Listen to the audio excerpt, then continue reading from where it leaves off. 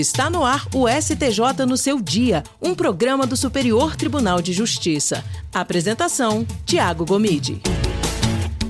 Olá para você que nos acompanha a partir de agora, está no ar mais um STJ no seu dia. Eu sou o Tiago Gomide e no episódio de hoje nós vamos falar sobre o uso de tecnologias digitais nas investigações policiais, como a ronda virtual, método conhecido como lícito pelo Superior Tribunal de Justiça. A decisão recente da sexta turma destacou que o rastreamento ocorre em ambiente público, onde os próprios usuários compartilham arquivos, o que diferencia a ronda virtual da infiltração policial que depende da autorização judicial e se dirige a alvos específicos. Mas quais são os limites legais desse tipo de tecnologia? Como equilibrar o combate a crimes digitais e a proteção dos direitos fundamentais?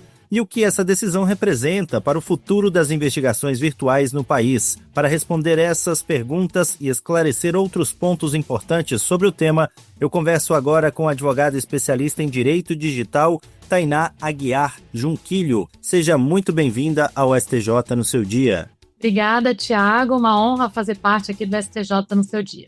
Doutora, começa explicando para quem nos ouve, então, o que exatamente caracteriza uma ronda virtual e qual que é a diferença dela, juridicamente falando, de uma infiltração policial tradicional. Bom, para os ouvintes aí, o Tiago explicou muito bem aqui na introdução do STJ no seu dia. E aí eu vou complementar aqui, né? A ronda virtual, ou também chamada de patrulhamento virtual, ela é caracterizada por ser um monitoramento de ambientes digitais públicos ou de acesso irrestrito, como as redes sociais abertas, os fóruns, os sites. Não há, nesse formato, uma criação de identidade falsa por parte do agente policial, ele apenas vai observar conteúdos que já estão disponíveis. Há também uma coleta passiva de informações que geralmente já estão expostas publicamente e publicadas exatamente, muitas vezes, pelos próprios usuários. E, como você bem falou, Tiago, na introdução, ela não vai requerer, a ronda virtual, autorização judicial prévia, porque não há invasão de privacidade. As informações, nesse caso, já são públicas e pelos próprios usuários. A infiltração policial, que é a tradicional ou virtual, ela vai apresentar algumas características bem diferentes, como, por exemplo, a criação da identidade fictícia, uma persona falsa, por parte do agente, uma interação ativa e não passiva com os investigados, então o agente se passa por um terceiro para ganhar a confiança dessa pessoa que está sendo investigada, participação em organizações criminosas ou grupos privados, exige, como o Tiago também comentou, a autorização judicial fundamentada, há um prazo determinado e um controle judicial rigoroso sobre essa atividade, e é destinada, portanto, a crimes mais graves, como eu comentei, participação em organizações criminosas, né, tráfico, e etc. Então, por exemplo, a gente vai se passar por um cliente de uma rede de pedofilia para identificar criminosos, né? Então, acho que a principal diferença, você falou muito bem no início, aqui na introdução do podcast, né, é que a ronda virtual, ela é uma observação passiva, e não exige autorização, enquanto a infiltração, ela é uma participação ativa, mediante engano daquela possível cometedor do crime, daquela pessoa que está sendo investigada, e que está sendo investigada e exige, portanto, uma autorização judicial. Quais motivos levaram o STJ a entender que o uso do software CRC não configura violação de privacidade ou interceptação de comunicações? Bom, o STJ, ele fundamentou a decisão entendendo que o CRC não viola, porque entendeu que o software ele apenas rastreia automaticamente os arquivos em redes abertas, ele acessa dados que qualquer usuário dessas plataformas pode visualizar, estão, portanto, públicos, não há invasão de espaço privado e nem interceptação de comunicações, segundo o STJ, nesses casos, porque o monitoramento ele ocorre em ambiente que já é virtualmente público, onde, como eu comentei no início, os próprios usuários já compartilham arquivos e tornam visíveis os seus endereços também de IP publicamente, né? Então, se trata, segundo o STJ, de uma coleta de informações que já estão disponíveis em um ambiente compartilhado. Ok. E como que o STJ conciliou aí nesse julgamento o combate à pornografia infantil com a proteção dos direitos fundamentais à intimidade e à privacidade? Bom, o STJ, ele conciliou esses dois interesses, né? Fez essa combinação aí, diferenciando entre ambientes, o ambiente público virtual e o ambiente privado. Então, fez de fato uma proporcionalidade para equilibrar aí combate à pornografia infantil e, por exemplo, direito à privacidade, direito à liberdade de expressão, né? Então, há aí, no caso, um conflito de direitos fundamentais e o STJ realizou uma proporcionalidade diferenciando ambientes. O ambiente público virtual, que permite essa ronda sem autorização judicial, que era o caso em questão, que gerou um precedente muito relevante, e o ambiente privado, que exige uma autorização judicial prévia. Então, foi utilizada aí a proporcionalidade para não invadir comunicações privadas, apenas observando aí nessa ronda o que já está exposto publicamente. Ok. E qual que é o papel do Marco Civil da internet na definição do que pode ou não pode ser acessado pela polícia sem autorização judicial? Olha, o Marco Civil da Internet é uma regulação muito relevante para esse ambiente, né? Uma legislação de 2014, e para esse caso ela tem um dispositivo muito relevante que foi utilizado na decisão da STJ para essa jurisprudência, que é o artigo 10º, parágrafo 3º, que estabelece uma distinção muito importante usada nesse caso, né, que é a diferença entre dados cadastrais simples e dados de conteúdo. Os dados cadastrais simples, como nome, filiação, endereço do titular do IP, eles podem ser requisitados diretamente pela autoridade policial e, segundo o Marco Civil da Internet, não exigem ordem judicial, não estando também protegidos pelo sigilo das comunicações, porque já são públicos. Os dados de conteúdo, eles vão dizer respeito à vida privada, segundo o Marco Civil da Internet. E esses dependem da autorização judicial. Então, essa distinção trazida pelo artigo 10º, caput e, em especial, parágrafo 3º, foi fundamental para validar esse acesso aos dados do investigado no caso concreto. E, doutora Tainá, quais são os limites legais para o uso de tecnologias de rastreamento em investigações criminais, especialmente em ambientes digitais abertos como as redes P2P? Exatamente, né? Então, o STJ, ele, segundo a decisão, traçou limites aí legais para essas tecnologias de rastreamento, e aí traçou ali esses limites, né? Então, quais são os possíveis rastreamentos dessas tecnologias sem autorização judicial, que independem de autorização? Os rastreamentos em redes P2P e ambientes abertos, a coleta de informações publicamente compartilhadas, essa ronda virtual contínua e não direcionada e acesso a dados cadastrais simples, que é essa distinção que eu comentei do Marco Civil da Internet. Artigo 10º, em especial, parágrafo 3º. Aqueles que exigem autorização judicial, segundo a diferenciação da jurisprudência do STJ, são aqueles de infiltração policial direcionada a alvos específicos, interceptação de comunicações privadas, acesso a dados de conteúdo de conversas e mensagens privadas, né? E ambientes fechados.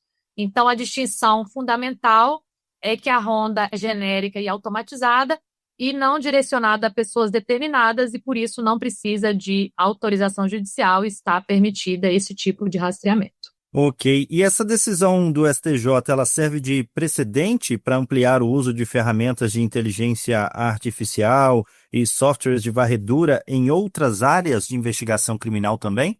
Ela serve de precedente para ampliar, mas ela também traz limitações. Então, ela traz ressalvas a essa ampliação de uso tanto de inteligência artificial quanto de softwares de varredura. Nós temos hoje, né, várias legislações, como o Marco Civil da Internet, a Lei Geral de Proteção de Dados. Nós temos em tramitação um projeto de lei que regulamenta a inteligência artificial, o projeto 2338, que já foi aprovado no Senado e que também é uma inspiração. Possivelmente o STJ vai ter que lidar em breve com ela, se aprovado na Câmara, né?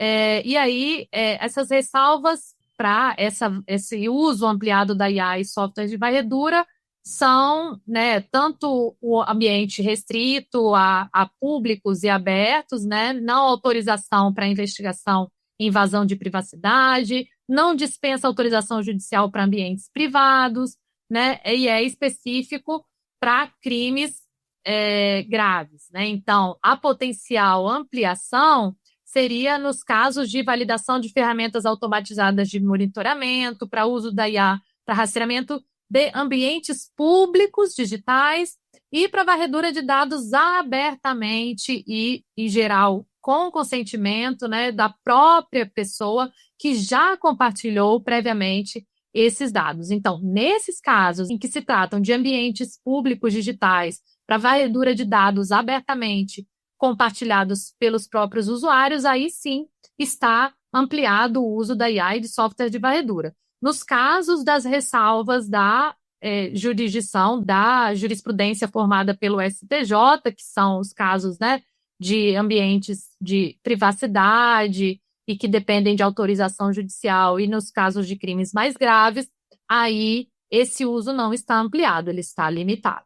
Que garantias existem para evitar abusos ou usos indevidos dessas tecnologias por parte das autoridades policiais? Bom, como eu comentei, existem uma série de garantias legais hoje, um conjunto de garantias legais, né? Principalmente o Marco Civil da Internet, que vai delimitar o que pode ser acessado, especialmente no artigo 10, fazendo a distinção entre dados cadastrais e dados de conteúdo, a questão do mandato do judicial para busca e apreensão física, que também é uma limitação, o próprio princípio da proporcionalidade, quando essas garantias entram em conflito, né? Há também garantias processuais, como a revisão judicial posterior, como ocorreu no caso concreto, né? O direito ao contraditório e a ampla defesa, a possibilidade de se questionar a licitude das provas e algumas limitações técnicas também. O software tem que ser de uso restrito a agentes públicos certificados e rastreamento tem que ser limitado a ambientes abertos. Doutora Tainá, e de que forma a cooperação internacional, como o uso do software SRC, por exemplo, influencia o enfrentamento a crimes digitais e de exploração infantil no Brasil? Bom, a decisão ela demonstra aspectos importantes, ressalta inclusive aspectos positivos do Child Rescue Coalition, que é o CRC, né, que é uma ferramenta internacional que vai potencializar investigações. Outro aspecto positivo é que ela permite esse rastreamento transfronteiriço de crimes que ocorrem globalmente, que também permite uma padronização das metodologias investigativas e que permite o uso restrito a agentes públicos certificados, sugerindo também esse controle de acesso.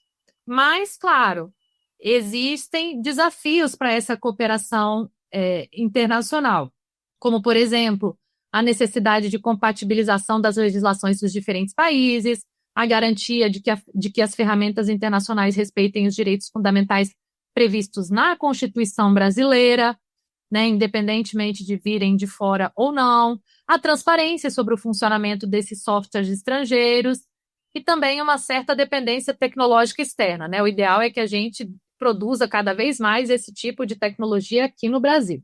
Para a gente fechar essa nossa conversa, doutora, de que maneira o judiciário pode acompanhar aí a rápida evolução tecnológica para garantir que novas ferramentas de investigação respeitem os direitos fundamentais?